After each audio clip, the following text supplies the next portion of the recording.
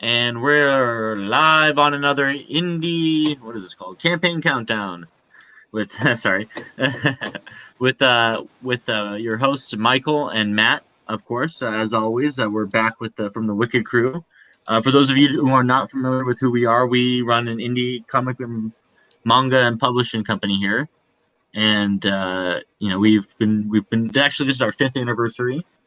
And so that's who we are. But today we're talking all about one of our awesome creators. He has an Indiegogo and Kickstarter that are literally launching right now, and so we're really excited to talk to him about it.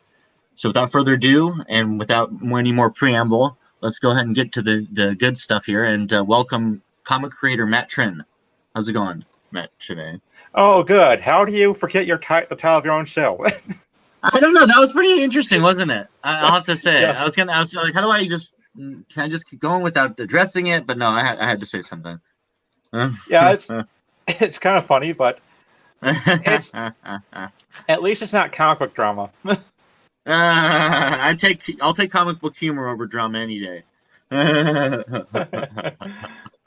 But that's great, man. I mean, we've been looking forward to this campaign for a while. I know I talked a little bit on our last stream for those of you who caught that one.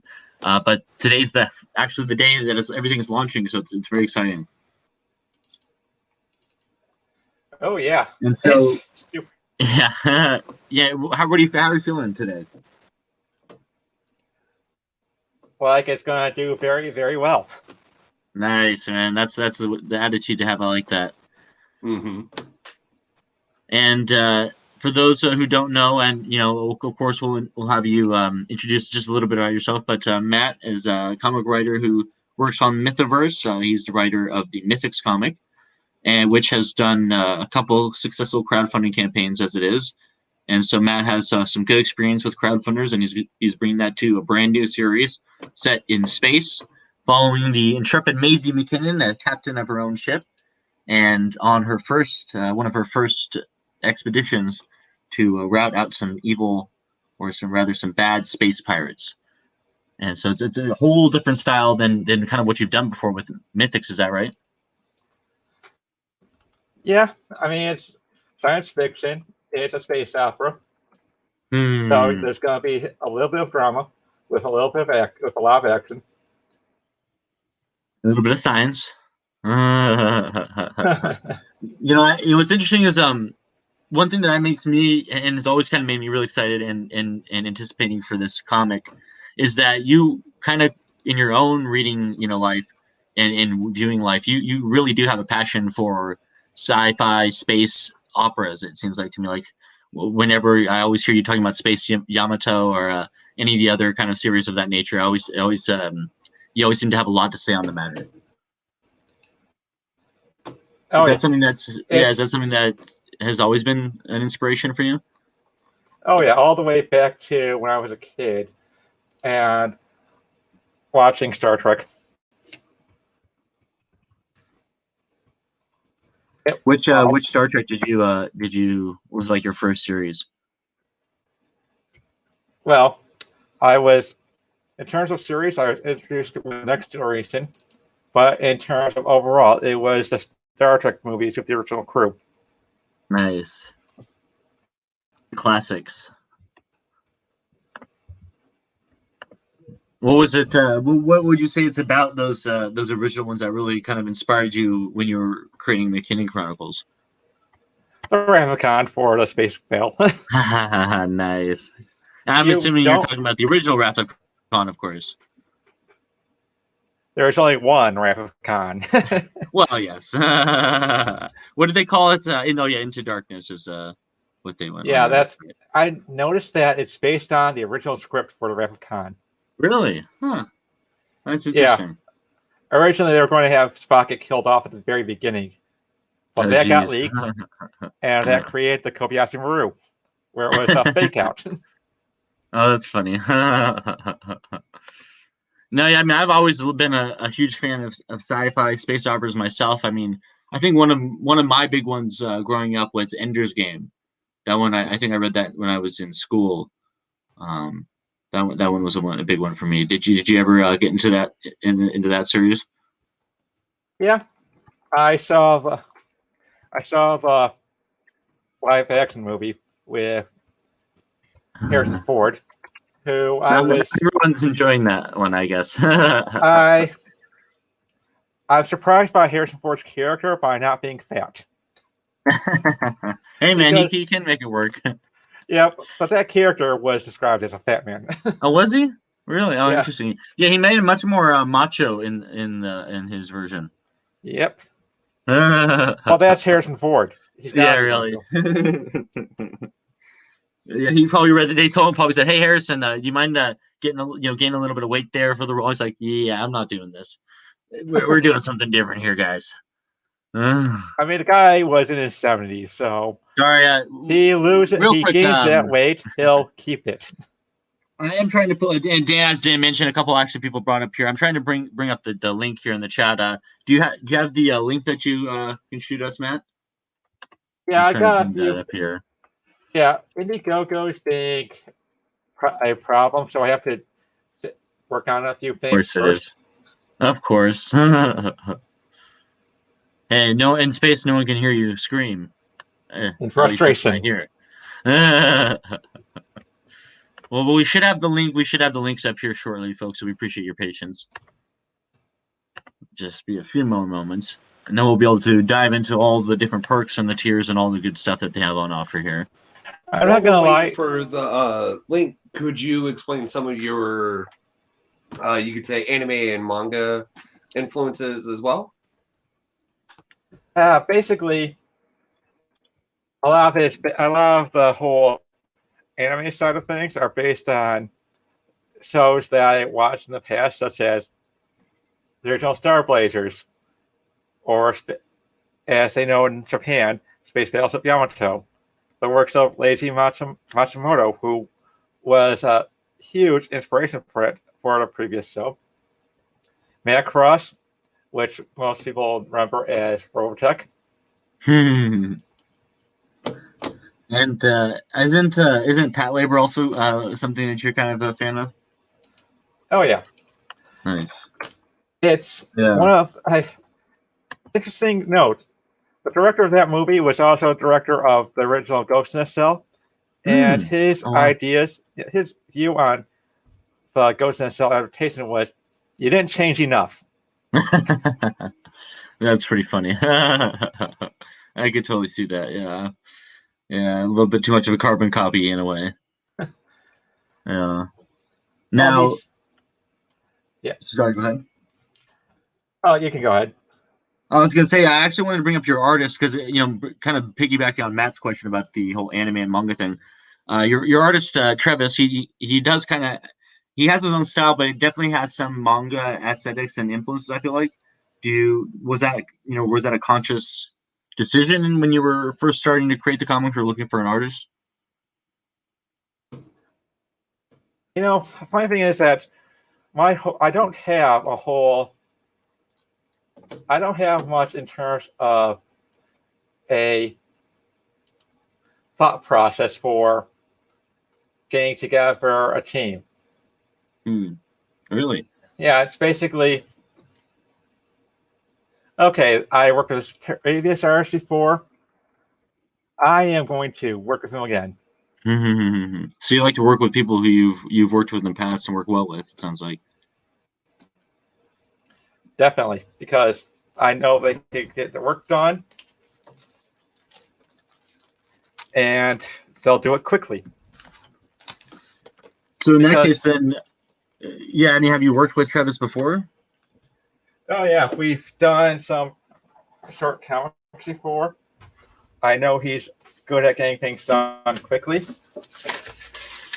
and on time. So it's I also like his art. Yeah, that definitely goes without saying. He has like I mentioned, he has such his own like unique style, and I really dig it.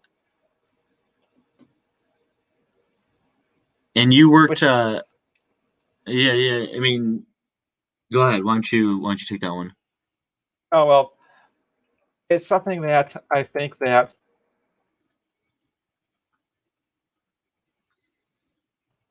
he's a professional through and through. That's my opinion of him. No, I mean it's true. He's like you said, he's fast. He's got his work really, down to a science. I feel like I was working. In fact, full disclosure, I worked with Travis. We recommissioned Travis for a piece as well, and like you said, the turnaround was just incredible, and there was no lost attention to detail because of that. It was really quite impressive. It definitely is. Now, going back to more of the story side of things, as we mentioned, the story is about a space captain, and she's kind of, I wouldn't say she's new I mean, she's newish. Is that right? How much experience would you say that Maisie kind of has when we first introduced her in the series? Well, she's had experiences as a patrol craft commander, a light cruiser commander. So she's got a few decades on that. Oh wow! Oh wow! So yeah, not I wouldn't say a rookie then by any means, really. Oh no, not at all. Oh wow! Okay. Well, we do have to remember that Matt did let us know that a lot of times the characters are actually older than what they appear because human evolution and technology has made it to where we appear youthful later as we go on, pretty much. That's right. It's a slow aging. How old is Maisie? I forgot about that. 53. Oh, that's too funny. Oh man, that's a risky game right there. And that's everybody? Look at that. Is that everybody? Looking like that, I don't think that's a little risky. Oh no, maybe not for her. She goes after maybe.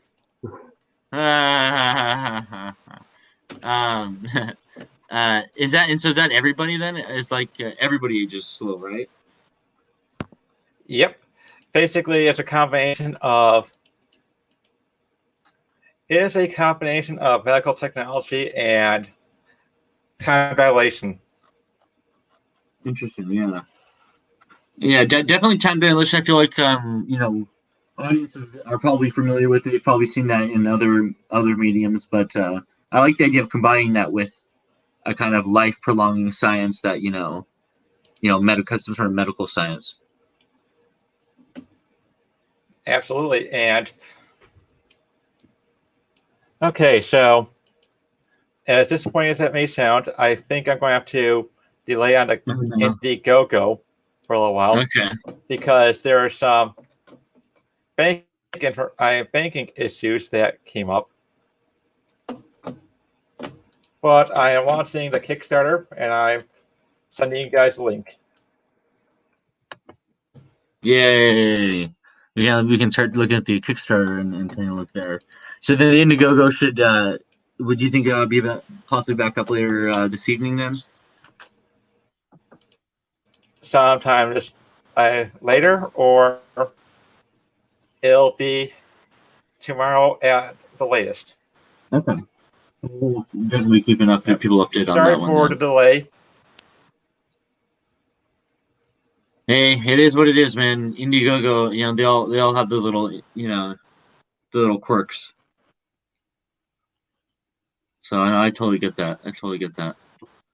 Now, maybe you could tease a little bit about what we can expect. Are they going to be similar perks on both platforms, or are we seeing different stuff on each one? They're probably going to be the same thing. Okay, nice. So in this case, it's not a matter of like an exclusive item, but really more of choosing the platform that you like to use.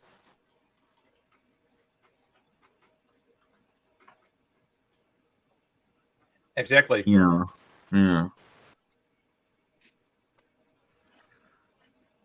Yeah, I know a lot of people prefer Indiegogo over Kickstarter for this or that reason, or some people prefer the Kickstarter, for this and that reason. And I do think it is a nice option to kind of have both of them going at once. I've never seen that done too often. I think maybe just a handful of times. feel like most time people will either do one or the other, or maybe they'll do one and then they'll do the other. Uh-oh.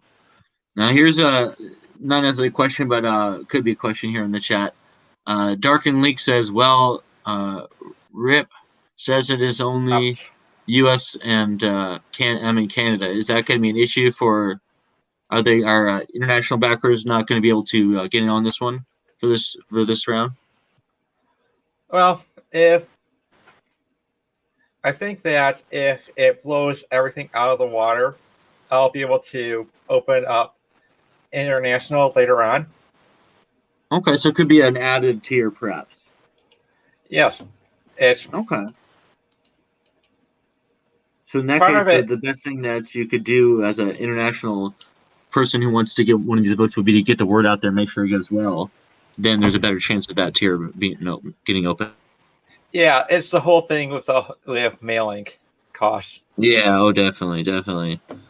Yeah, that's always a tricky one, that's for sure. And for sure there will be digital, of course. So if you're a digital reader, you can always pick it up that way as well. Yeah, definitely. Mm-hmm. I'd much rather have everyone be able to read it in physical format, but yeah, understandable. Yeah, it is what it is. I like it when I do like that the digital is offered to have it there for not everyone. Sometimes you see like, oh, we're not going to offer digital, but I feel like it's a missed opportunity in some ways. Yeah, and I'm looking at how much it'll cost to go to Canada, and it's at least $14.25. Yeah, prices are going up and up these days, aren't they? Yep, and if you want within 3 to 5 days, it'll starts at $46. Oh God. Oof. Yeah, that's pretty hefty on creators right there. Yeah, hopefully there'll be some way to go forward with that. Yeah. Oh no, Dark and Link said, "Damn it, I wanted to be one of the first." Oh, sorry, man. I'm sorry, man, but oh, that's a tough one. Yeah, that's a problem. It's nobody's. I don't think anyone really wants to pay the same amount for the comic. I mean, you could put it up you could put it out there just to have it out there, and if you don't get any backers, you don't get any backers on it. But it's if they want to pay for that, that they want to. If you put it as a shipping, I'm just throwing ideas out there. Playing a little devil's advocate, huh? Exactly. But it does seem like it does seem like the one is out there. So I'm sure you would have some people out there who would. So, but yeah, I mean, I definitely get where you're coming from. Honestly, yeah. Well, it's a tricky one. It's a tricky line to walk. Well, here's the thing. Since I have a feeling that we're probably going to get some, I think I'll just put up for a higher tier. Yeah, I mean, I could see it. I remember I had this idea a while back when I was talking to someone else about essentially like an international tier or international perk. People know they're paying more because they're paying for the shipping that way. Interesting, I thought. Yeah, I mean, definitely could be cool.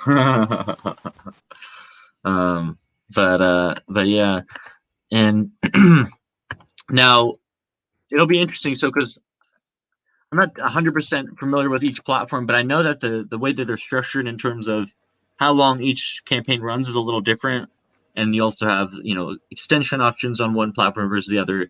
Do you have an idea of how you're gonna run that all, or is one gonna end sooner than the other, and will one go into manned, where the other one can't? You have any thoughts on that kind of stuff?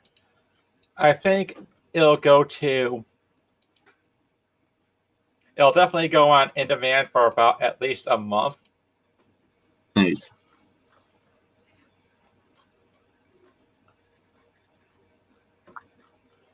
Yeah. The thing about in demand is that when you have additional backers pop on throughout the entire time, it'll also delay the campaigns that's what I've noticed from campaigns that just keep it open on and on and on. Mm-hmm. So in a sense, it's better to have it open just for a more limited amount of time. Yep. Okay. That it is. Okay, so Dark End Link asked if there's any digital NSFW cover option. Actually, you know what? I know I had some. Okay, so I've got them up on the digital variants and creators guide. So okay. for $85, you'll get you get everything. It's kind of like the complete package in a way. Yep. Also, you get to learn some background information on it. So, hey.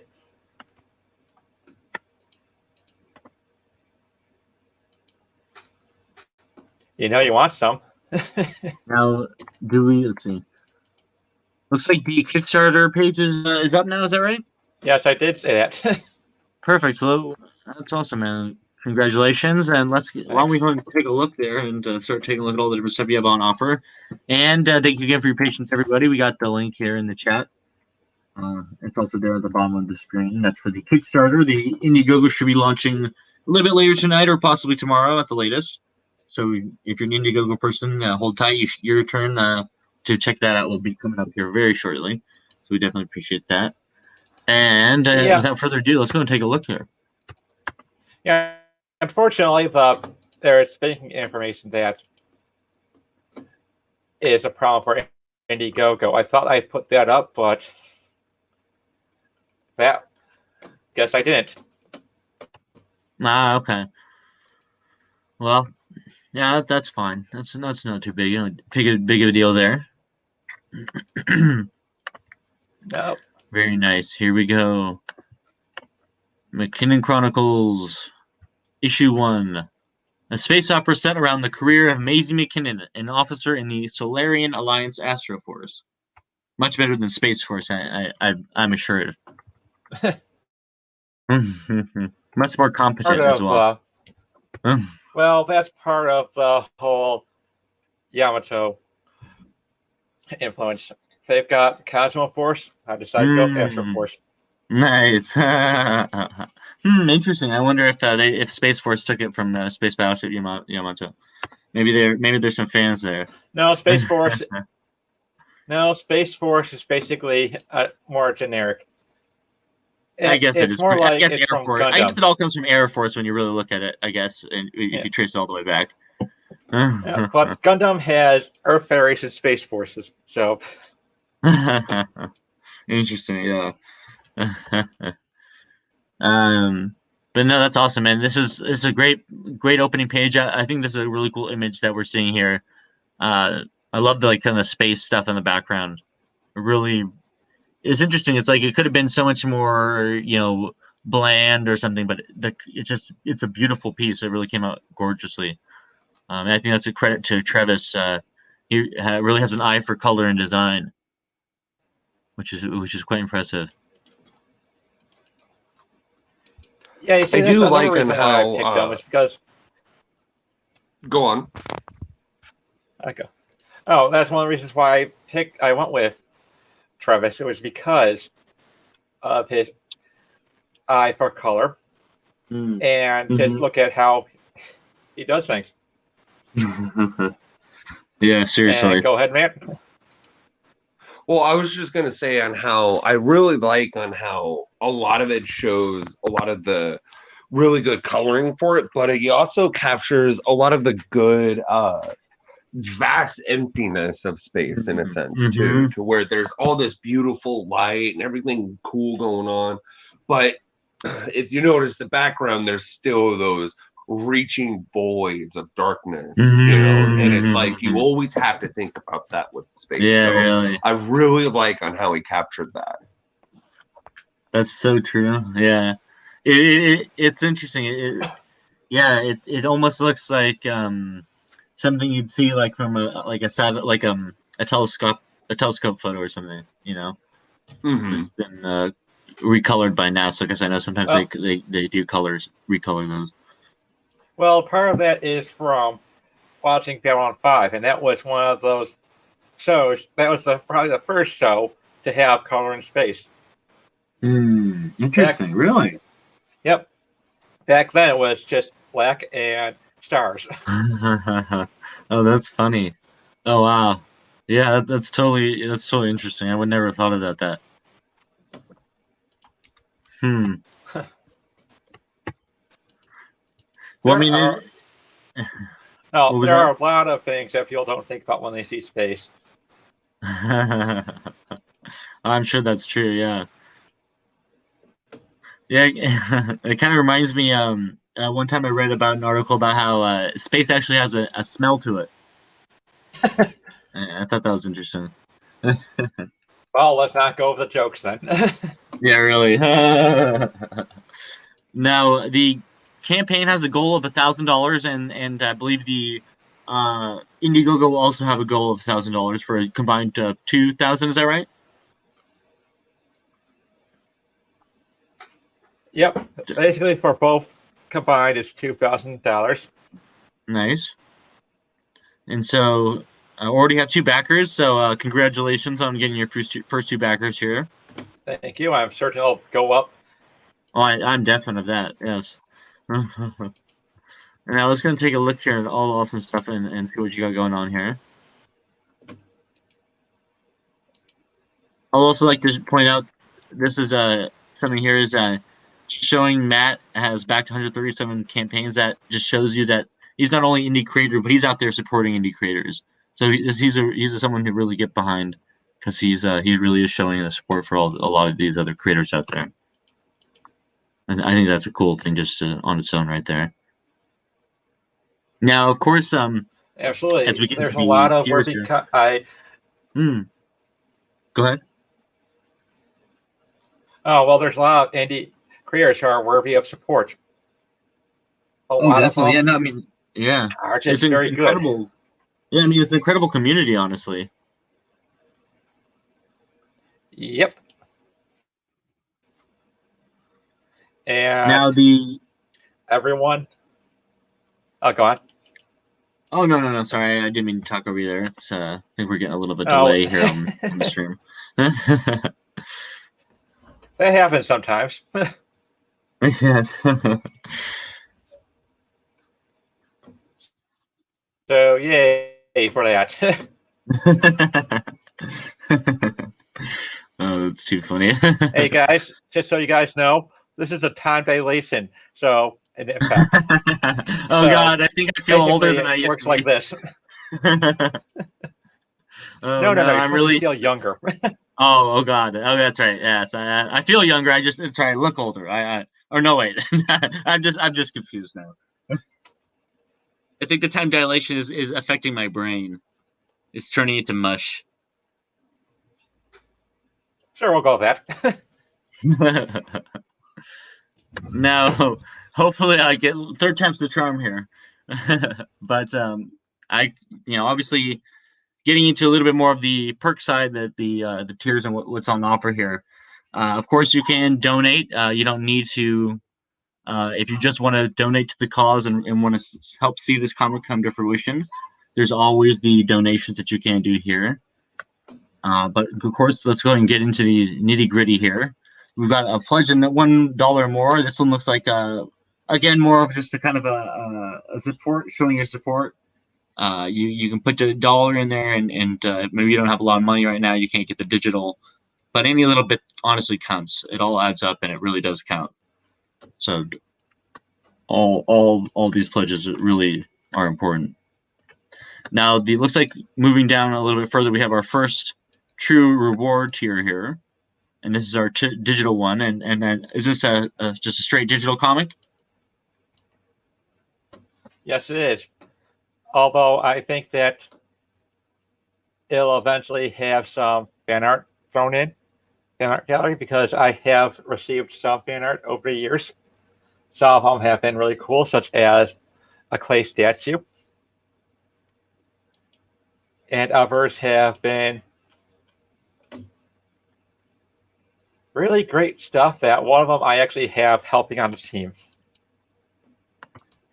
Interesting. Basically, Killbox has been one of those talents that I have been amazed with for both his drawing ability and his ability to design spaceships.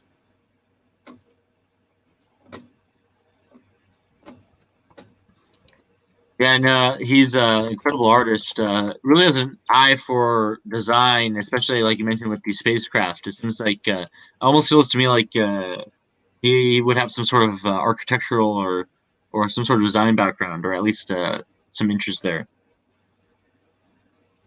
I'm pretty sure he has. I think I've talked to him before about. I think he's got some engineering background, That makes sense. so that really helps.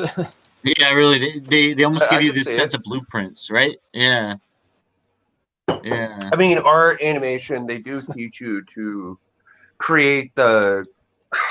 I don't necessarily always remember the name of it, but it's basically the character page where it shows like all four angles of the characters when they're like just straightforward ground to top, and then a few facial expressions, and then the main features of the face or the armor or the weapons, whatever you need people to focus on and separate it from everything else.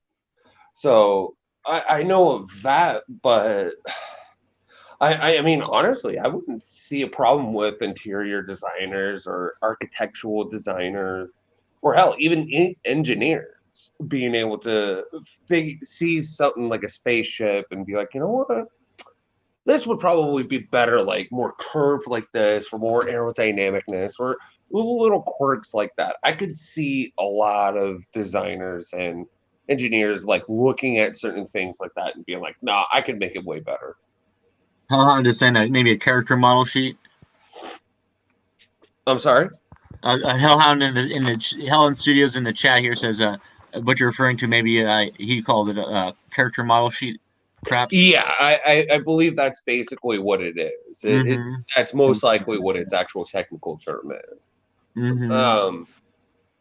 But they are extremely helpful, you know, and a lot of times most artists don't even, I would say most starting off artists don't really know to do it, you know, because that's something to help you ground the character and something to help you focus on, okay, this is how they're supposed to look, this is the way it's supposed to needs to be, you know, I can't add anything here, I can't add anything there. This is the way the character looks.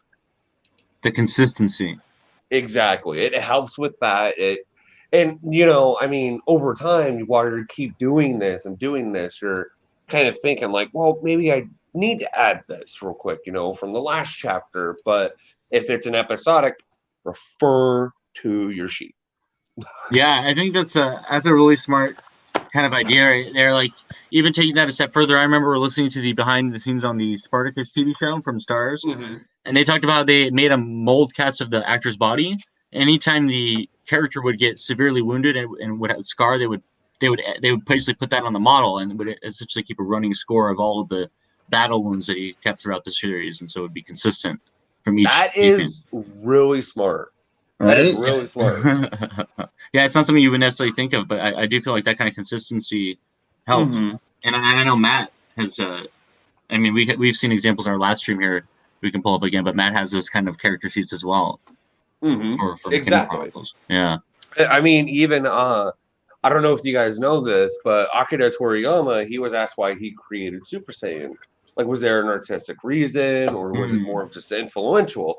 And he's like, well, it's a little bit of both, actually, because the reason why I originally thought about starting doing it was just so I could use less ink. Less things to fill in. And I was just like, you know, that makes a lot of sense, because inking and everything, I remember, even I know, like, sitting there, like, just doing chapter 1, it took a lot of my ink because I wasn't doing it in digital, and I was like, oh my God, I did not think about this. Oh, that's funny. Yeah. Do you know if oh, sorry, we're gonna add something onto that, Matt? Oh, well, Toriyama's always been a practical guy in how he thinks. Dragon Ball Z is named for that because Z was the last letter of the alphabet, and it meant that he was running out of ideas. That's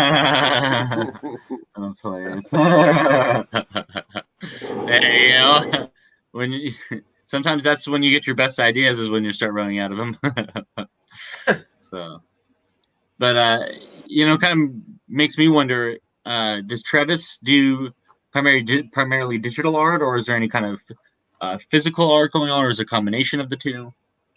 I believe there's physical art going on. Nice.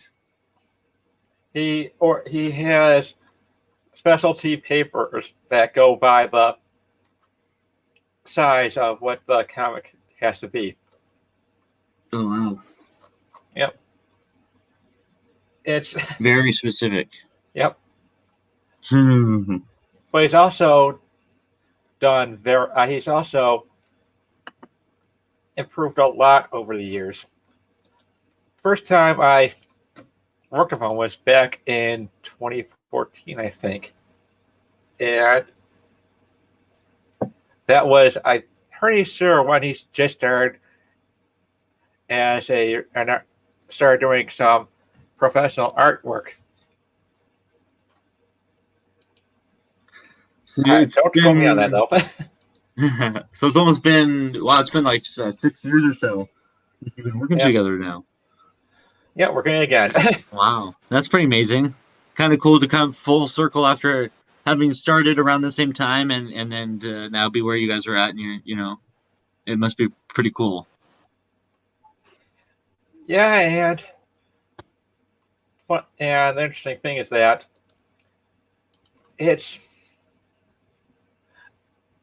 I do nothing but get old artists I used to work with. Really? You notice that? Because Mythics, that was what I did to get back to working with Beth Varney. Mm-hmm. And thank you, Matt Reeves. I will. Hopefully not actual like. Yes, just metaphorically, of course. But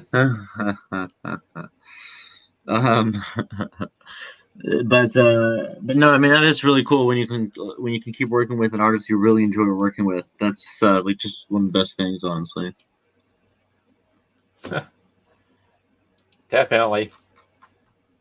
Well, not only that, it also shows their not only commitment, but the liking of the story and their belief in that you two as a team can make it a success. Oh yeah, speaking of model sheets, look at that. There's the one we were talking about earlier there. Yep. This one shows kind of. Is this like is this what Suma would wear like in the inside of a spacecraft, perhaps? Yep. As a rule, I give Travis free reign on the clothing style because he's also has a way of making costumes that really look good and realistic. I mean, I always enjoy the little layer breakdown, like kind of saying like there's a little more than meets the eye going on here. It's a nice little touch, yeah. And it's funny because it really does look like something that would be comfortable to wear around a spaceship. So I feel like it really kind of gives off the vibe of what it is immediately. And then of course that contrast, I think let's see if the other one just below it here, but I think it contrasts with the kind of the more it looks like it's farther down here. But her other suit, which is more of kind of a heavy duty spacesuit.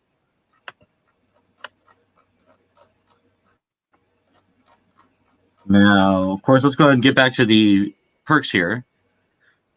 We have after the digital, we have the $15 physical edition. This one comes with, of course, a physical copy of the book. Any kind of any baubles, any bells or whistles, or is this just meat and potatoes? Just the meat and potatoes. Nice. Hey, you're speaking my language right there. No, I think that's great. That's awesome, man. If you just want to get the book, you don't really want to pick up anything extras. Just get the story. This is the tier for you. Most definitely. And we've got the physical standard and pool variant. And so maybe what can you tell us about this one here?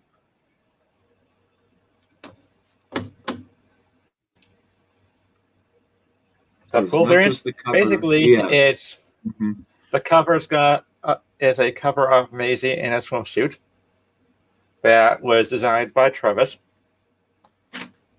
Woo! It's amazing. It does look good. It really can. It was. I have to say it's one of my favorite pieces so far. I can only imagine why. Yeah. Well, I think no, it really came out nice. Well, it's also to show part of the technology that goes into vacations as well, because interesting. You got artificial gravity in this universe, so you've got the ability to change the gravity on an orbital settlement to whether or not you've got gravity. So while you can't do that on a planet where there's natural gravity, who's to say that you can't have a nice swim in 0G and look at stars as well? Sounds pretty awesome, man. Do you have the preview on the page here somewhere? Let's see, maybe if I scroll down a little bit. Oh, here we go. Perfect. Nice. So you get a little bit of a sense of the image here. I love the lighting effects even. It all just came out really nice. Just gotta know how to pick a good team. Oh yeah, and clearly you've done just that. And so this is going to be the pool. This is the pool variant cover. Is that correct? Yep. Nice. And the artist again is remind us one more time. It's Travis Martinez. Oh, why do you call it? I apologize. I was assuming it was someone named Pool. Why do you? Oh, I was thinking. I wonder why it's called the pool variant. Must be an artist named Pool. Yes, I got Tim Pool to draw it. Yeah, there you go. I don't think he can draw. Oh, jeez. So then, are all your variants going to be done by Travis? No, not all of them. Okay, interesting. There's also the Killbox. There's the one that Killbox did. Nice. Have you choose that one yet? What? Have you kind of shown that off yet to the public? Well, I think this is going to be the first time you'll get to see it. Ooh, exclusive. I love me some exclusives, man. Well, that's exciting, man. That's great. I can confirm the Killbox cover is incredible. Yeah, Killbox just nails it every time. It doesn't matter. It doesn't seem to matter the task at hand. I always feel like Killbox comes out with something really special and unique. Yep. In this case, is definitely no exception. And we'll be coming up on that here now. What do we got going on here? Basically, it's the NSFW version. Nice. One of the things that you'll learn about going up into space is that when you live in space, privacy is not something that you have. So, yeah. Different standards. There's be no modesty. Yeah, it's a different lifestyle in a way. Different cultural standards for sure. But that one is that one also is that a cover variant then that people will be able to get? Yes, it is. It's an NSFW variant. And that I believe is that which tier was that one? That's this one here, the physical standard in NSFW variant. Yeah, gosh, that's a tongue twister. Say that 3 times fast. Sheesh. So this one is the $20 or more, and so If you want, you can pick up this cover here. There's also a third. There's another variant you can get, which is the aforementioned Killbox variant. And really cool option if you really want to pick up. If you wanted to pick up all three variants, I'll get all of the covers. Then we also have the all SFW variants pledge, and then of course the all covers with the NSFW. Just give me a chance if you just want to get if you're not interested in NSFW, you just want to get the regular one, you go for that. But there's also the complete package here as well. This one's for you collectors out there. There's people who really wanted to check out all the different covers that they have. This would be the one for you.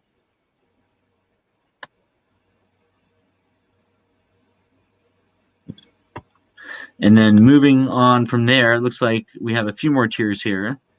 Then we have the digital variants and creator's guide. And so why don't you tell us a little bit about what the creator guide is all about?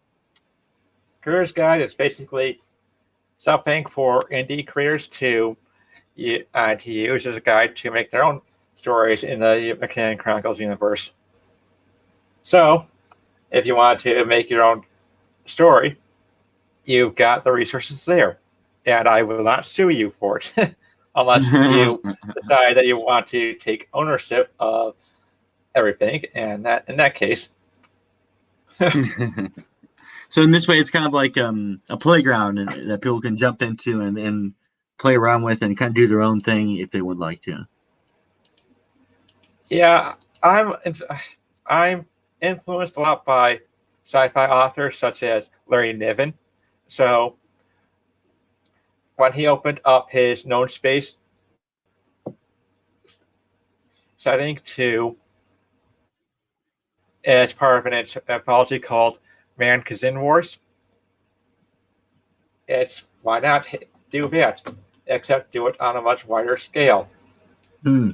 But I think we all know what Rooster Teeth is. So,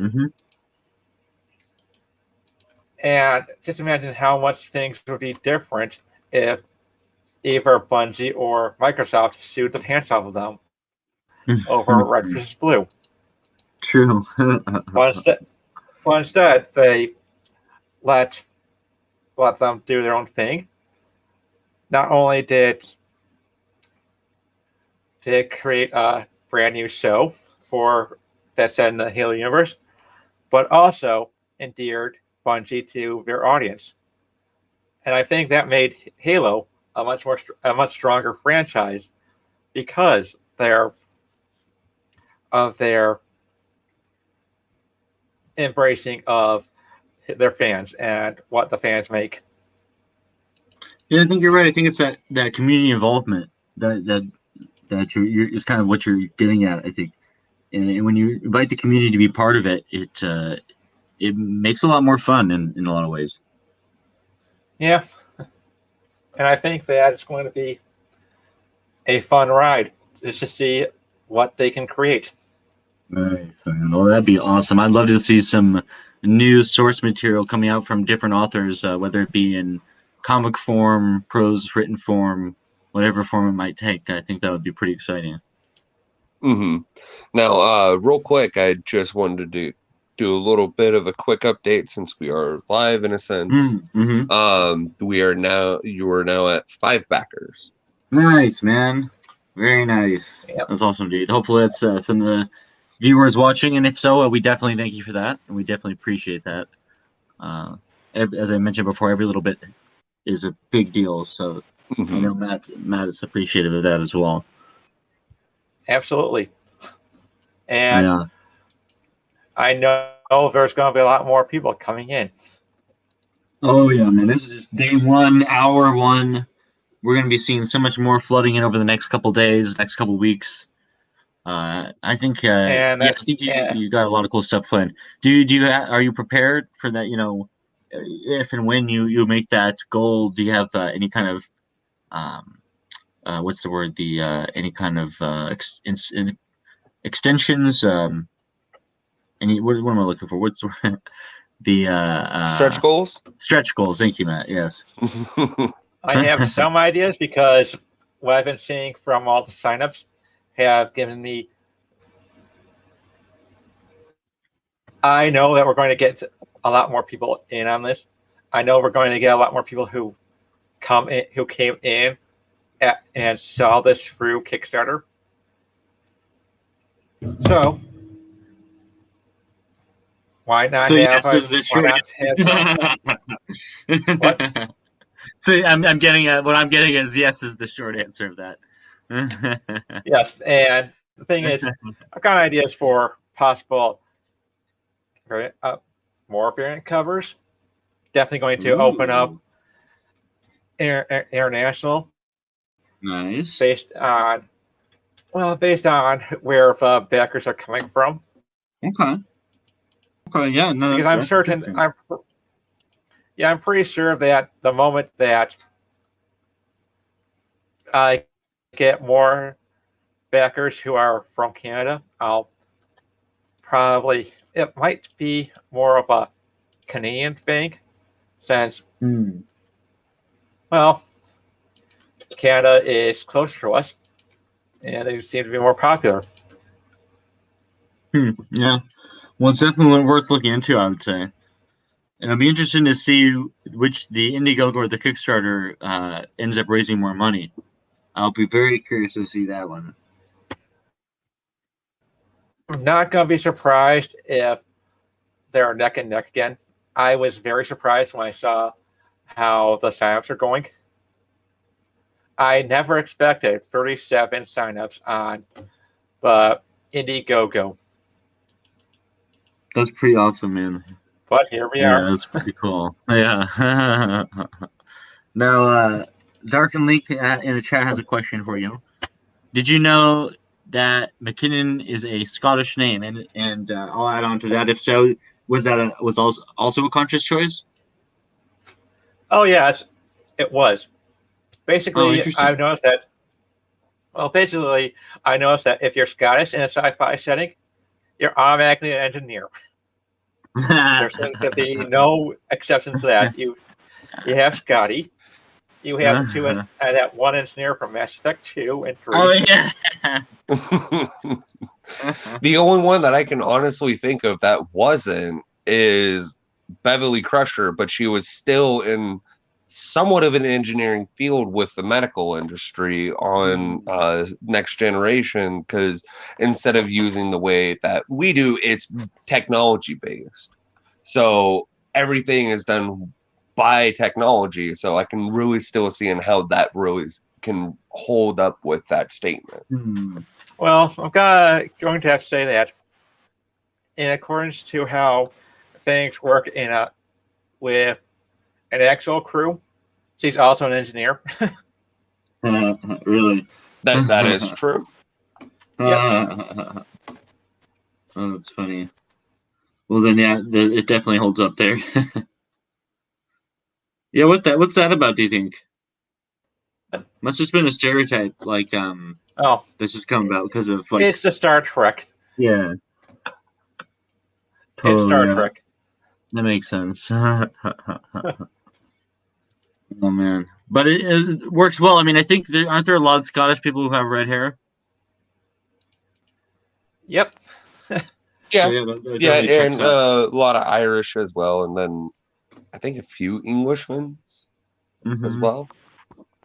So that definitely works, and it's kind of funny. I think we brought this up in the last stream, but one of your compatriots was saying how it's interesting how in the future redheads still exist. I thought that was kind of funny. Well, for one thing, I like redheads. Yes, and that's a reason enough alone. Yeah, so that was a major reason. And there's even a cameo from one infamous redhead that many viewers will be familiar with. Want to tell us maybe a little about that? Well, funny thing is that I asked Brian Ball if I could have Regina in MacKinnon Chronicles because I appreciated all the help he gave in spreading out the word.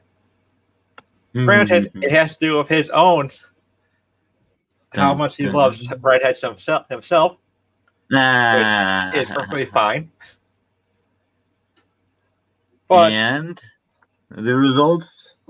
yeah, but I decided to throw Regina in there, give her a descendant, and Brian gave me a rundown on Regina, his plans on the Rogowski family in the future. And so I got this little document I also put together for MacKinnon Chronicles. I'm not quite done yet with it, but it should be interesting. That's awesome, indeed.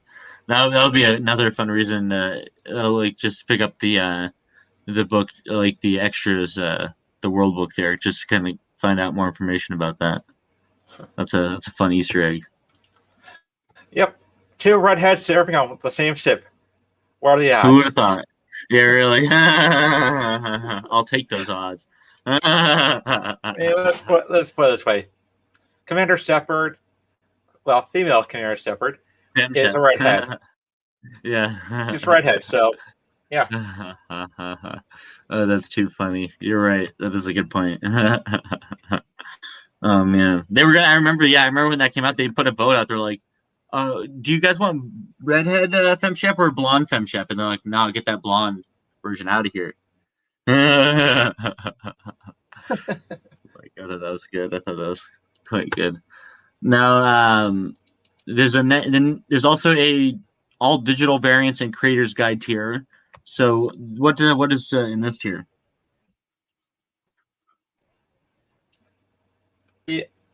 You've got the digital variant and and the creator's guide, which is basically what it says. Nice. So this one has all the safe for work covers and and also the not safe for work cover as well. This is a digital full package in a sense. Yep. Very nice. Well, probably end up happening is when it comes to stretch goals, I'm going to add on more and more, just because a part of me does not like doing crowdfunding, as I feel like I'm ripping people off for how much I'm asking for. But then again, that's also the reality of crowdfunding. You're not going to get hundreds of thousands of people, which would mean that you'd be able to keep the price down. Yeah, that makes sense. Yeah, I do feel like that's is part of the people going into it. They know that they're putting a little more money down, but it's more of that sense of that community involvement, right? It's that I'm helping something get created. I'm not just buying a product. I'm actually helping it get created itself. I feel like it's I think for the most part people do understand that. Yeah, in a way, you're just investing in a project. Exactly. That's a great way of looking at it. You have something you want to see come to life, and you're investing in so that it can. And I think that's in a way is a lot more rewarding than just seeing something you like and picking up, because without you and your fellow backers, it couldn't have happened. Oh, definitely. It's that power of that community voice that's saying, these are the projects we like, and these are the ones we want to see succeed, and we're gonna help make them succeed. Yeah, man, it's going to be powerful. Yeah, I really can't wait until we get to the end of this, so that we can see how many people back the projects. Because while we got signups and they were very strong, we're also going to have people who are who are brought over from Kickstarter, Indiegogo, and go, oh, I wonder what this is. So it's going to be great times ahead. Let the great times roll. And I really looks like we may have. Ooh, a couple more. Sorry, yes. What was that? I really can't wait to see how many people I grab for Indiegogo. Last time I hit 26 backers, and it looks like I may hit 37 backers this time around. Well, hey man, that'd be gross. That would definitely be awesome. Yep, it would be. I love to see that. Now we have a couple more tiers here, so I'd like to just go ahead and finish up going over what the different perks and stuff are. What is so we have a $90. This one's the 2 variants plus the creator's guide, and so are we back into the physical comics again? Yep, those are physical copies. Nice.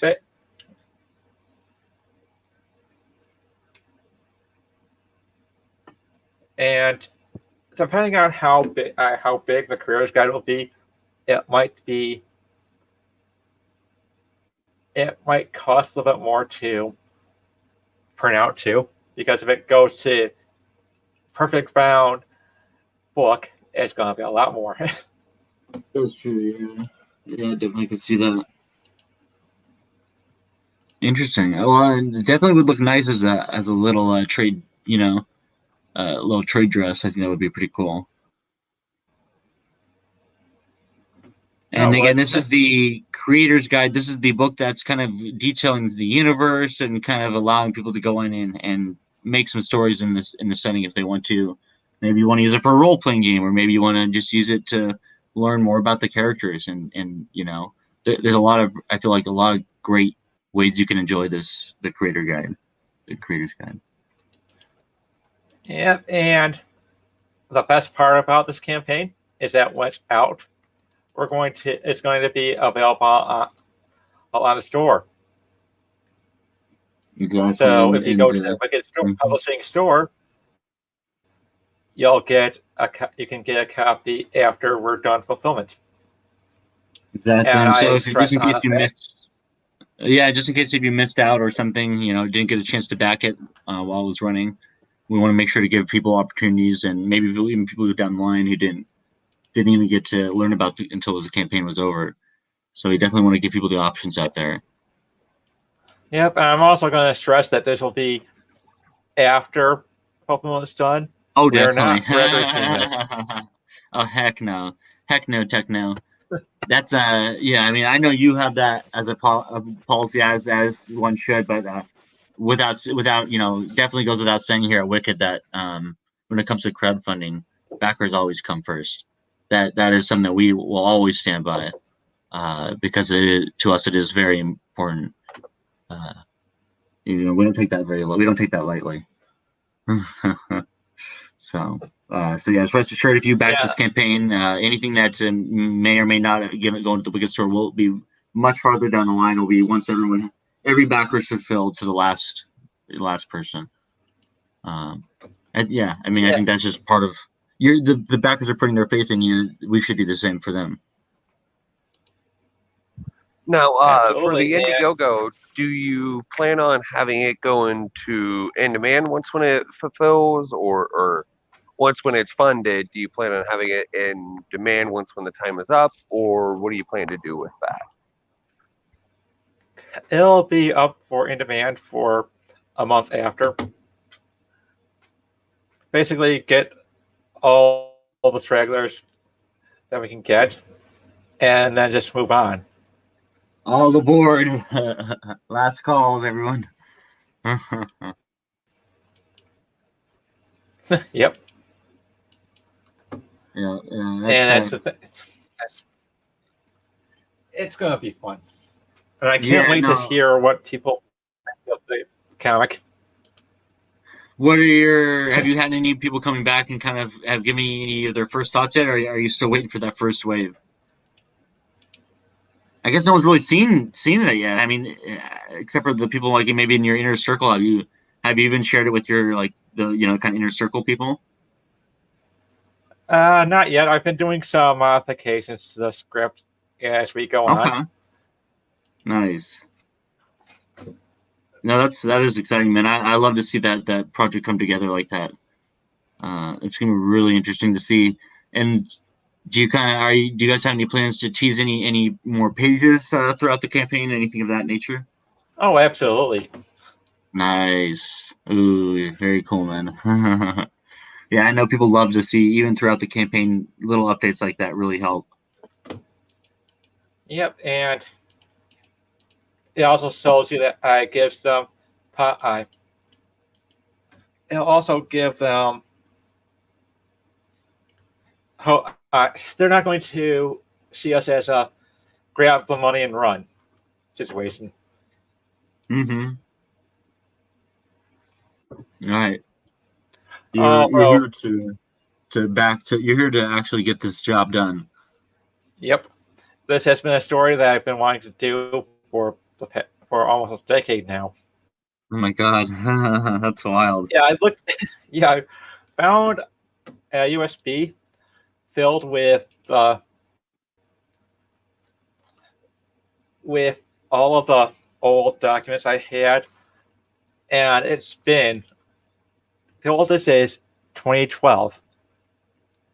So if I had Hmm. waited just a year, I would have done it on the 10th anniversary. Oh wow, that's interesting. Yeah, I mean, I feel like when you really have something like that, you hold on to it. When you're really passionate about it. And I feel like Matt did that. Matt B here. I think you have a kind of an idea like that you've been percolating on for a while, and I know Cody also kind of was like that with Jack Irons. It just becomes this passion for you that you want to get out there. Yep.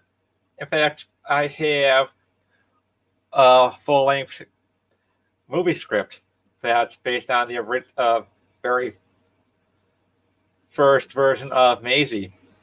Really? I put up on Amazon Studios pitching program. Hmm. Actually, did pretty good. Three and a Oh half wow, stars. nice man. Yeah, that's Yep, pretty cool. not bad for my first time writing a script. Yeah, really, that's awesome. Maybe you think you might ever release that script out there for maybe like Patreon or some sort of crowdfunder? I think that it'll be one of the stretch goals. That'd be cool. Yep, I think I'm going to release that and some old scripts as part of a in the beginning stretch goal.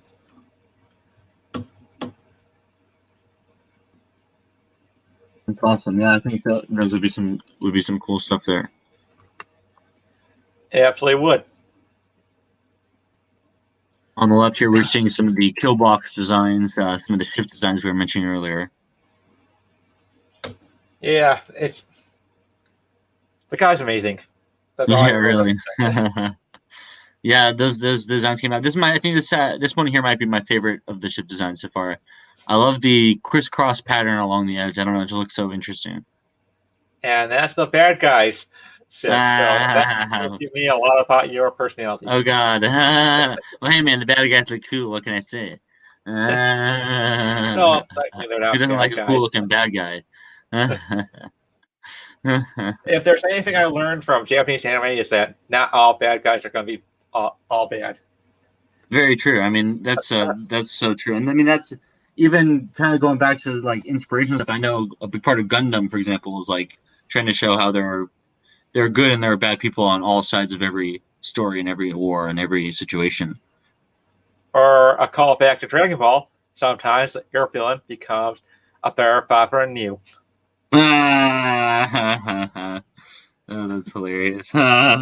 It's too funny. It's actually something I really like about anime that you don't. The only Western I feel like the only Western people like storytellers are really doing it is the Fast and the Furious movies, where like you'll have a villain and then they'll become an ally. Those you don't. I always think that's kind of interesting. You see it a lot in anime. You don't see it as much over here. I don't know what that's about. Yeah, I'm not sure. With American story, I think with a lot of American storytelling, it assumes that the bad guy's always going to be bad. Hmm. Yeah. Well, but they've been trying to do that more often in comics, such as with IDW's Transformers comics. They have Megatron switching sides. becoming an Autobot. Oh, wow. Yep. In Transformers Generation 2 from Marvel, you have the Autobots and Decepticons joining forces. Mm-hmm. That's interesting. So maybe I wonder if there's those influences are starting to make their way over here, because I did read something about Thanos joining up with the Marvel hero, the hero side in one comic or something. Well, they had Magneto as an anti-hero for a while. Okay. So there are examples out there, but you don't necessarily see it all the time. I mean, I think Magneto's probably the most interesting one, since you get why he's the way he is. He wants to protect his people, and that's one thing that we lose track of in creating villains, is that they are not evil for the sake of evil. They are the heroes of their story. They think that what they're doing is right, no Very matter true. how wrong it might be. Yeah, that's very true. I mean, that's definitely something that shouldn't get lost, I think, when creating a villain. That's for sure. I mean, you can. I mean, there are villains out there. You can do just say, "Oh, they're just evil for the sake of evil," but it's never as interesting, is it? No, because there's no depth to them. They are really just one-dimensional characters that the author or creator are pushing their worldview on. Yeah, so true.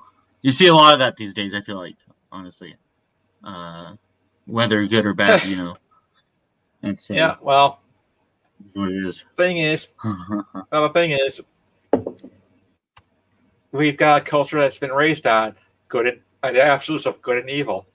There's no in between. Black and white. Yep. Sometimes there's the gray in there. You're not always going to.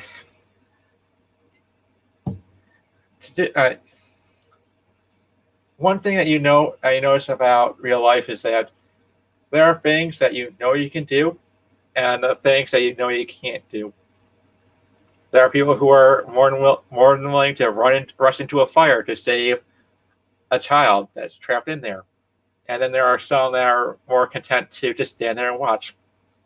Or in the case of what happened in New York, you have people who are more than willing to step aside and not do anything while someone is either beaten up or stabbed to death. Yeah, it's a weird phenomenon, isn't it? It is. Mm-hmm. And this got really, really dark. That's hilarious in a very dark way. Well, we can always turn that around by going with either some more pledges or turn the subject around in a sense. Well, we can also kind of just transition. I mean, do you try to tackle those kind of darker sides of things when you write MacKinnon Chronicles?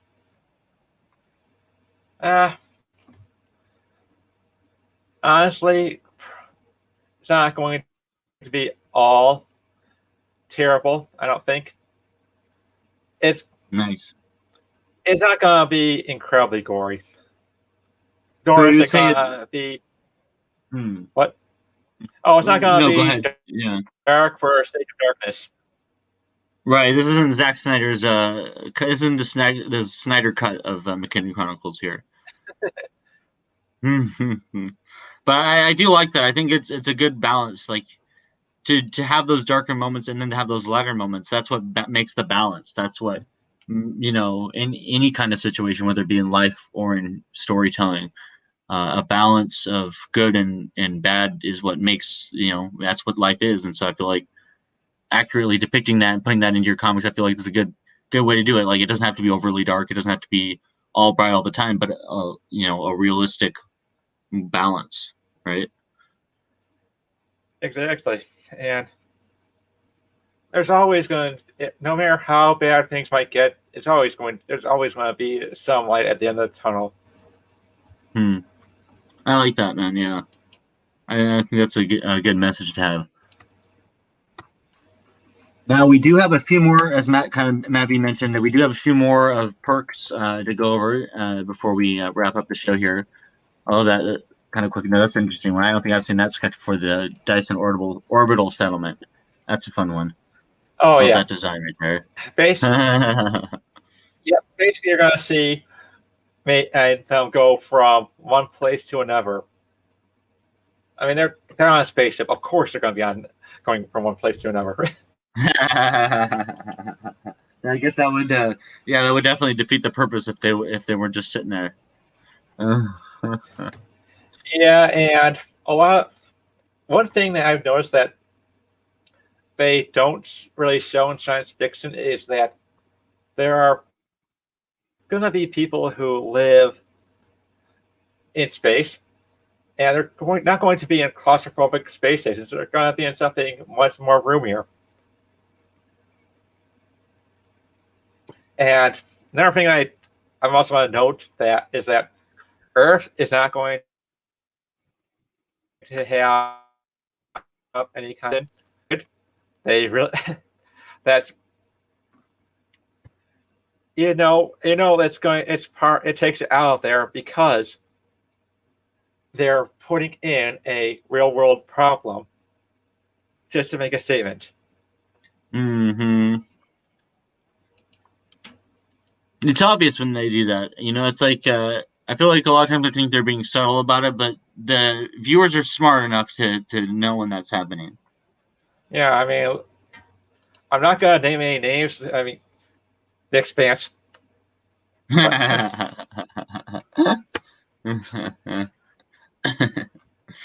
no, but seriously, that drives me up the wall. Really? We've got spaceships that can go anywhere. You have the ability to make space stations inside of an asteroid. How can you not build some orbital habitats and then just send some people up there? Or maybe to a moon colony.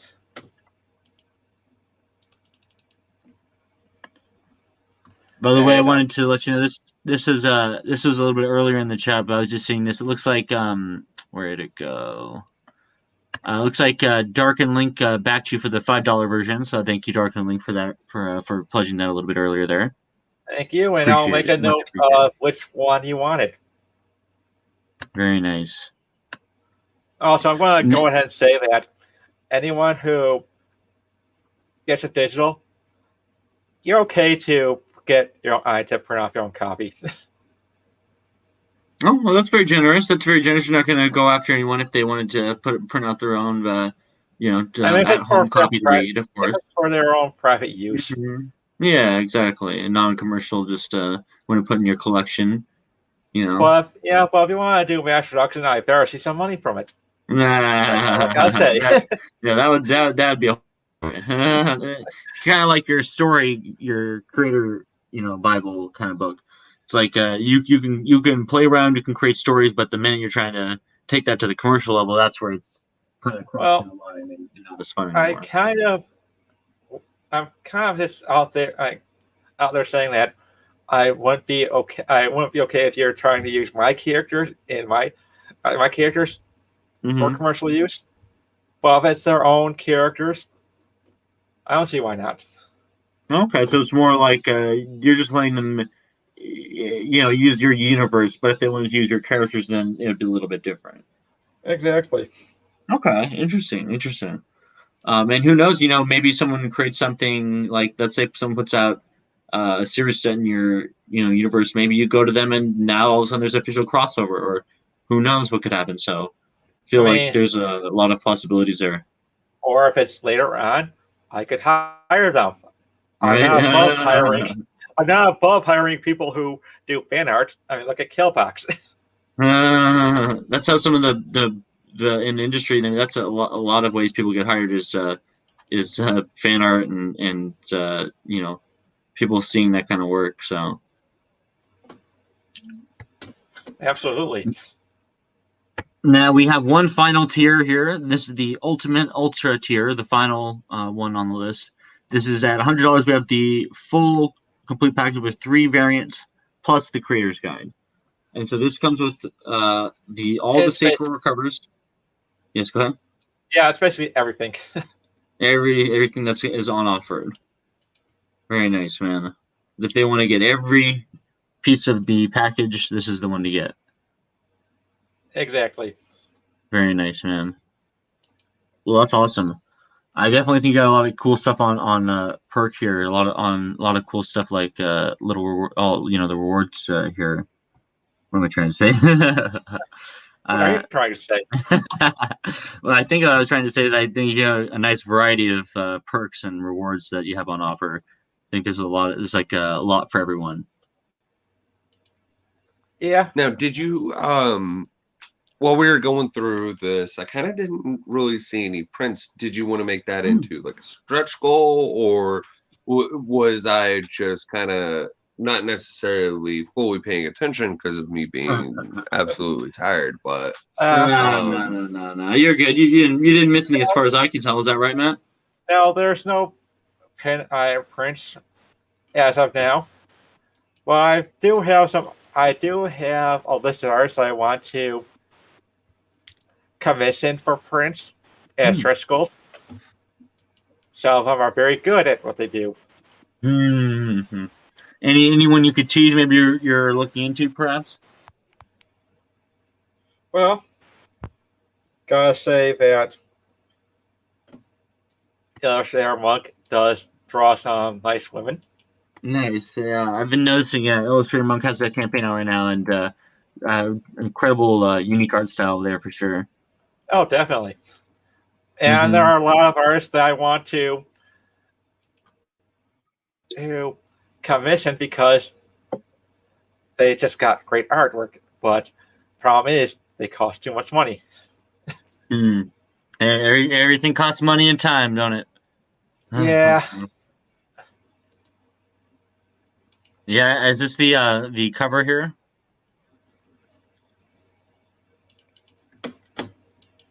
Yep. Fun fact: I put that myself because I figure I'll have to learn how to set all that kind of stuff up. Yeah, it's pretty smart. Yeah, I mean, better learn now than later, right? Yep. I think the cover came out great. I think I love the way that the words fit with well with the blue motif, and the art came out great too. This is a really nice piece by Travis. I might make that up. I might make that a print. I could see it. I think it would be a great print. Absolutely would. I love the expression that she has. There's very kind of the serious, somber kind of look she has going on. Yep, going into battle. Although there is one problem. She's not wearing a spacesuit. So do they wear the spacesuits during battle just in case like there's like some sort of depressurization? Yeah, we've all seen the J.J. Abrams Star Trek movies. Does it? That is true. He seems to be the Michael Bay of space. So. Yeah, the Michael Bay of sucking people out of starships. I could see that. Yeah, that's pretty brutal. You see people get sucked out into space. I thought they had no crew left at the end of the movies. Jeez. Yeah, that's I guess that's the one thing you can say about J.J. Abrams, or the two things he's got lens flares and he's got sucking people out of spaceships. Although surprisingly, none of that made it into Star Wars, so that's interesting. That's probably because he has less. It's less more control. of a space fantasy, and yeah, and he does not like that kind of stuff. Yeah, and this is definitely more of a hard sci-fi versus fantasy. Sci-fi fantasy. Uh, for McKinnon Chronicles, where do you think it leans more towards? Closer to science fiction than Star Wars does. Okay, Way closer. maybe somewhere in between, perhaps, leaning towards hard sci-fi, or not hard sci-fi, but more towards the science fiction as opposed to fantasy. Yeah, I also lean towards running with any significantly advanced technology is indistinguishable from magic. I like that. I think that's a smart way to do it because it is honestly true. It's honestly true, and Yeah, most people, it's so true that most people don't even think about it. I feel like when you really get down to the bottom of how certain things that you use work, most of us don't really know how they work. When you get down to the macro level or the micro level, you know. you look I, at how I, when you look at what people are looking at, how mega structures work, like say the ring world from Halo. That's going to that seems almost like magic to any primitive life form.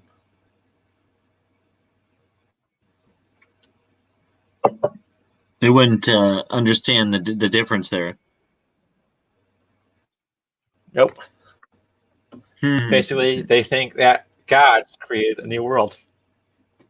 So in your universe, is this like kind of like a Firefly universe where there are outskirts of civilization and backwater cities, or how do you envision your universe and your galaxies? Basically, there's two factions.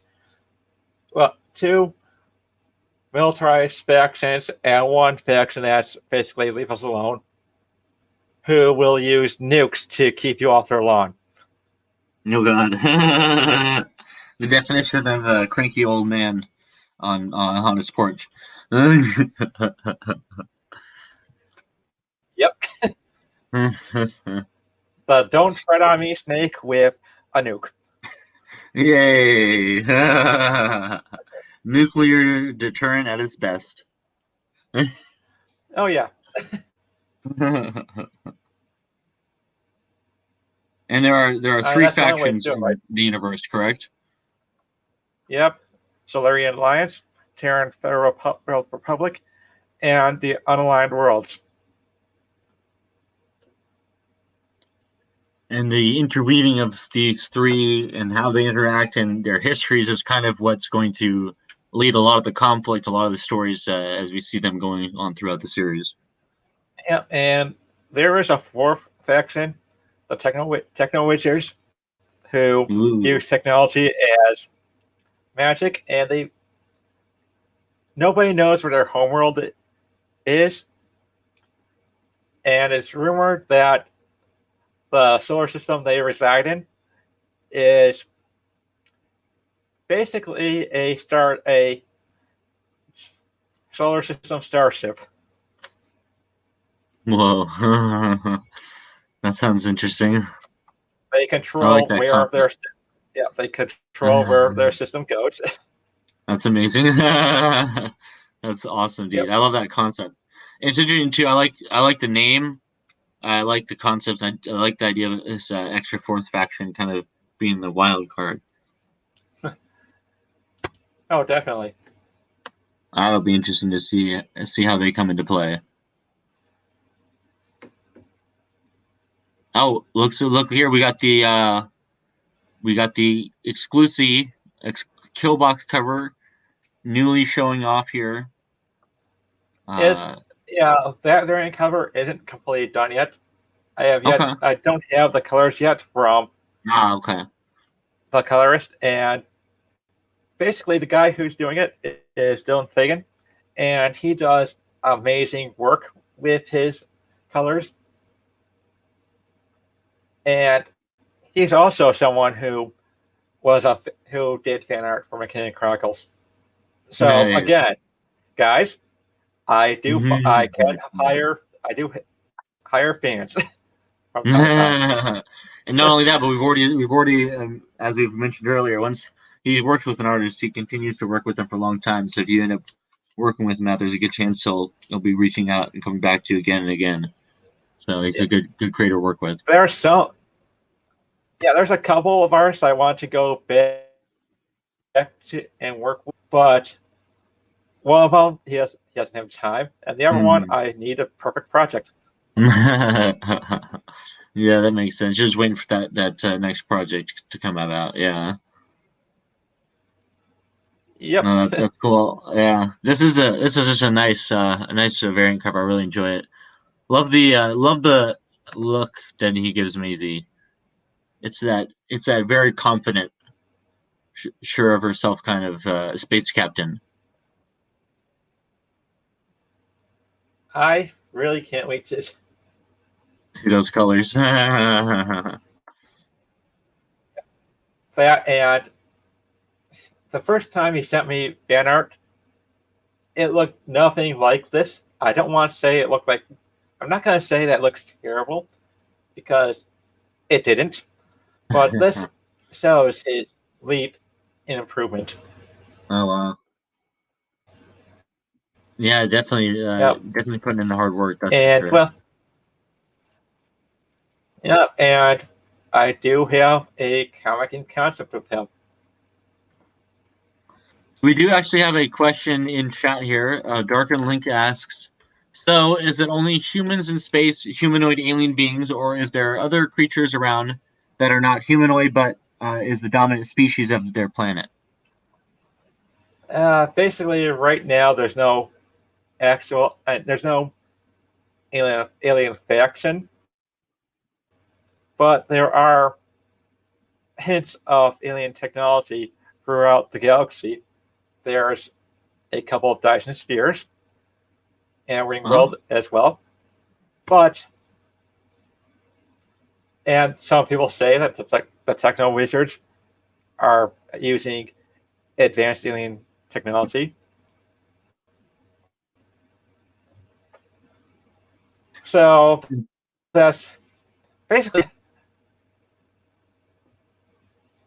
something like that.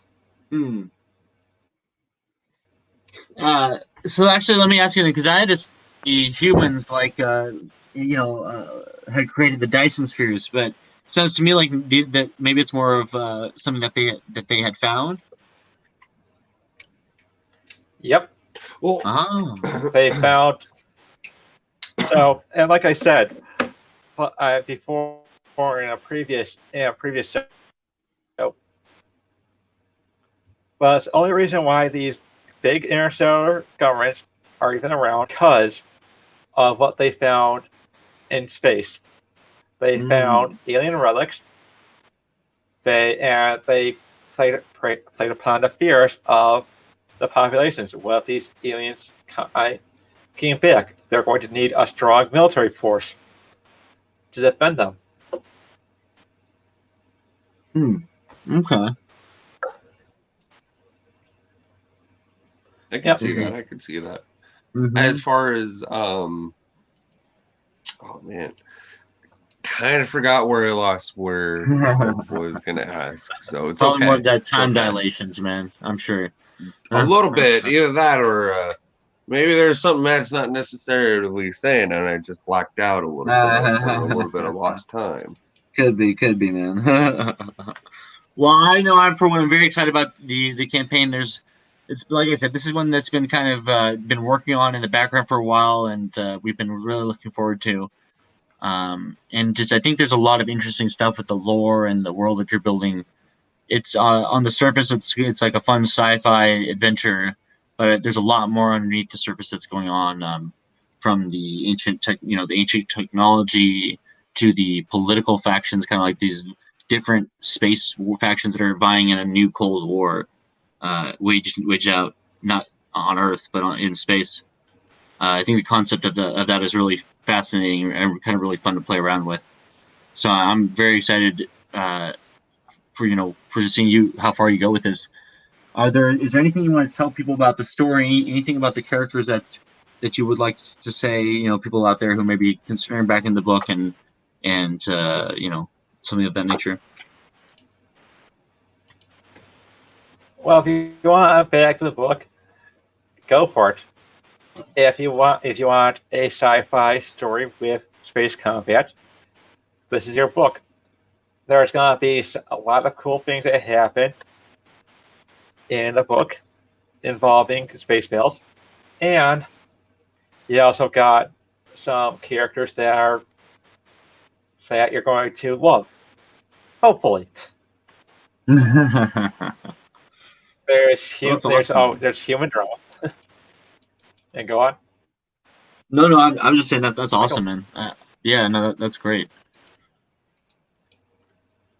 Oh yeah. But please go on. Yes, you were saying there's a human drama. What else can we expect?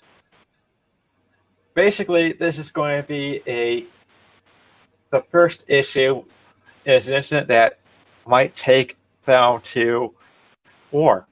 And as a previous war had shown, that is a very bad idea, as it gets very, very bloody.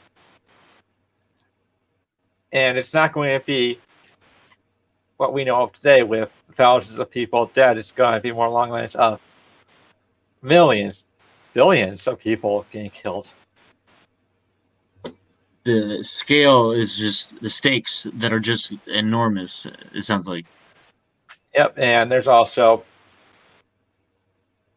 on all these different planets how impossible it's going to be to police them, because you got so much involved, so many places for people for guerrilla groups to hide.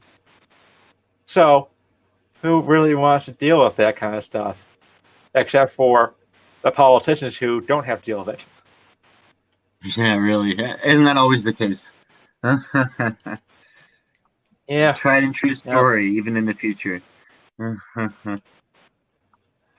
Yeah, it's interesting.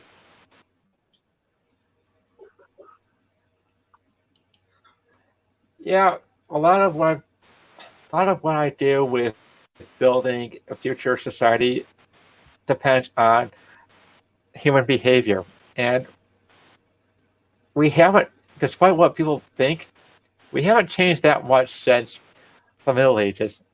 We're still pretty violent. Our leaders are prone to be dictators, and we're not going to change overnight. And for religious people out there, religion's still going to be out there, because I don't see any evidence that says it'll go away. Now, what were we going to say? Well, it's kind of an interesting idea. It reminds me of this old book I read in college called The Canticle of Leibowitz. It was a sci-fi book that turns out it was a sci-fi book, but you start reading it and it takes place in what looks like the ancient Middle Ages or like the medieval times.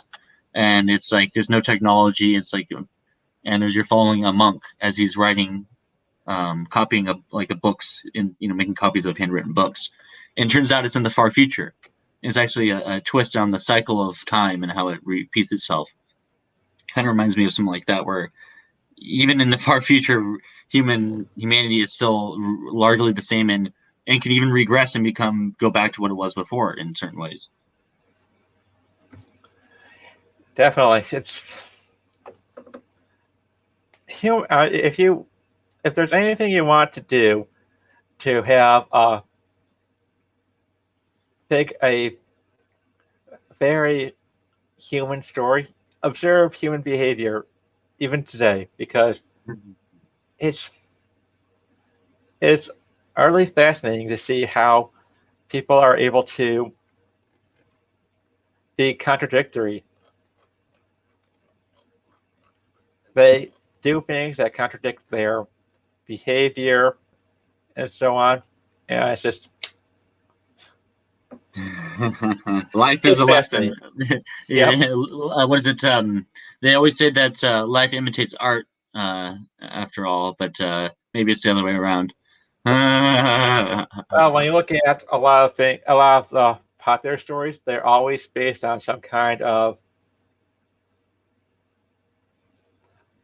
real life event or person.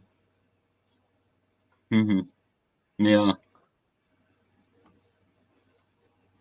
That's very interesting. Now, as we wrap up here, as I mentioned, we are just about the end of our time here. I think we have one more question here in the chat. Let's take a look here. Would the characters ever visit Earth? And if so, would they find display relics from our timeline? It's a great question. I don't have any plans to visit Earth at this point. We might, but at this stage in the future, Earth is a place that people very rarely go to unless you're in the inner worlds. And which faction would the inner worlds fall under?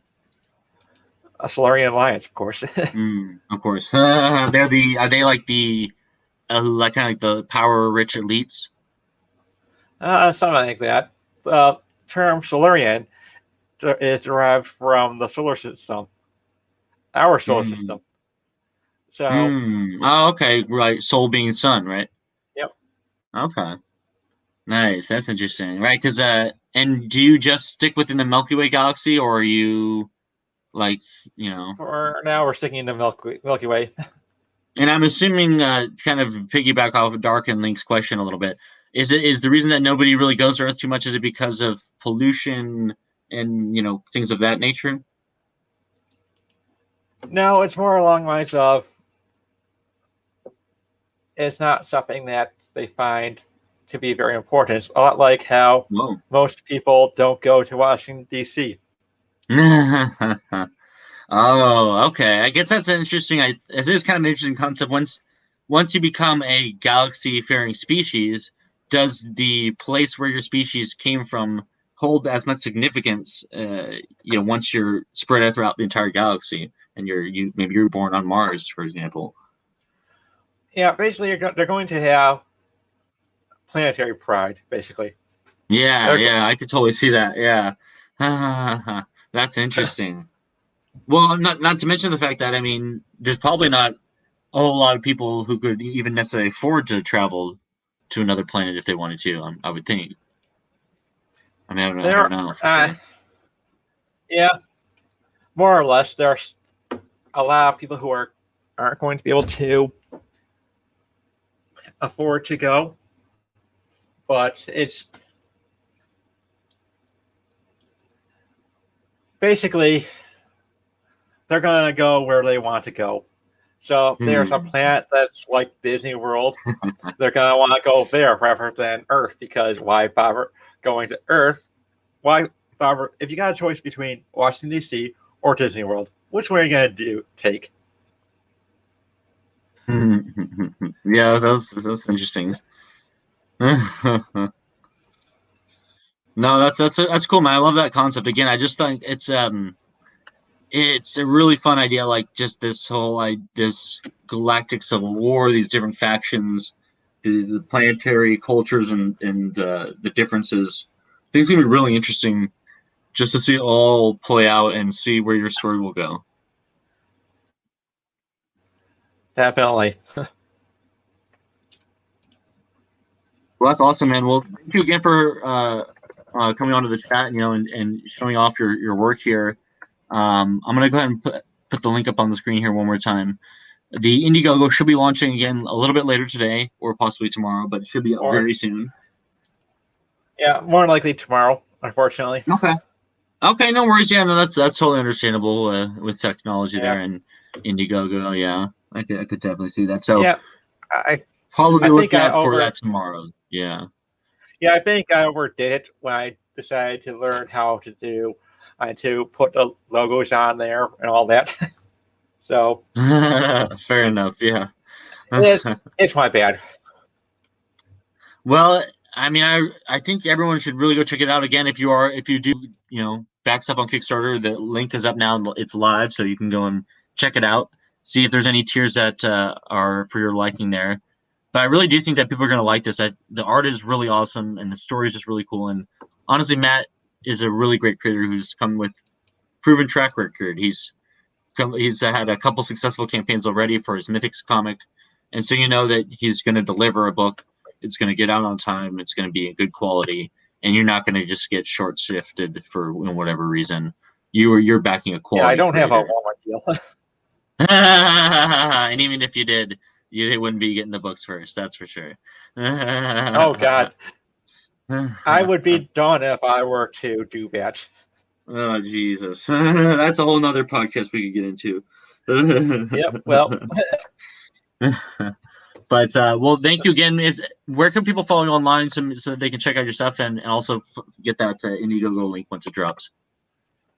you can follow me at MacKinnon on Twitter, and that's basically it for social media.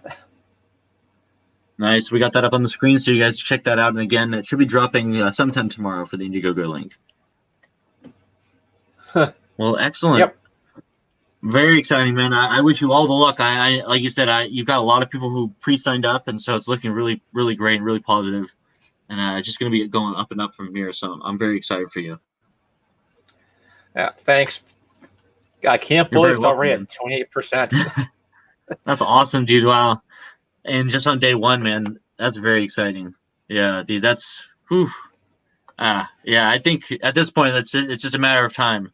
You better start planning for the stretch goals, man. Oh, absolutely. Oh yeah, definitely. I was thinking the same thing right there. Well, thanks again. If you guys watching the chat, we really appreciate participation. Appreciate all the questions that people had. It was some really great questions in the chat today. And thank you all. If you're watching on the replay, that definitely helps. Give us a like or a subscribe if you can. And of course, please go check out the Kickstarter and the Indiegogo tomorrow. And please go, if you like what you see, please back the book. I think it's gonna be really awesome. I think you're all gonna really like it. And thanks again, Matt Trin. We appreciate it. Maybe we'll see you on another episode here. But like I said, everyone go check it out. And there's only the stars that can reach from here. It's all on you, people. So please go back it. Every little bit counts. And we'll see you guys next time. Everyone have a great night. Take care, folks.